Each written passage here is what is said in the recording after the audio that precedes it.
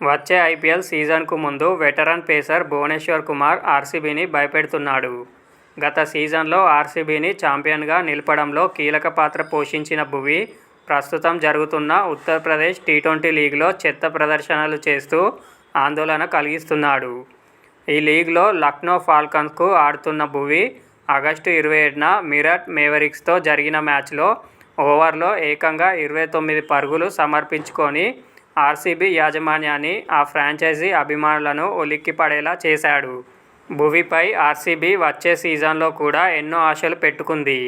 ఈ నేపథ్యంలో అతడి నుంచి ఇలాంటి చెత్త ప్రదర్శనలు ఆర్సీబీ యాజమాన్యాన్ని తప్పక కలవరపెడతాయి. భువీ చెత్త ప్రదర్శన ఈ ఒక్క ఓవర్కే పరిమితం కాలేదు. ఈ సీజన్లో అతను ఆడిన 5 మ్యాచ్ల్లోనూ ఇలానే ఉంది. 8కి పైగా ఎకానమీతో కేవలం 4 వికెట్లు మాత్రమే తీశాడు. మీరట్తో జరిగిన మ్యాచ్లో భువీ తన తొలి 3 ఓవర్లు బాగానే వేశాడు. అందులో కేవలం 20 పరుగులు మాత్రమే ఇచ్చాడు. 4వ ఓవర్లోనే భువీని ప్రత్యర్థి బ్యాటర్ రితురాజ్ శర్మ ఆడుకున్నాడు. మొదటి బంతిని సిక్సర్గా మలిచిన రితు ఆ తర్వాత వరుసగా 4 బౌండరీలు కొట్టి చివరి బంతికి మరో 6 బాదాడు.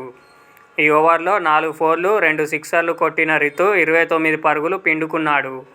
మొత్తంగా భువీ ఈ మ్యాచ్లో తన కోట 4 ఓవర్లు వేసి ఏకంగా 49 పరుగులు సమర్పించుకున్నాడు.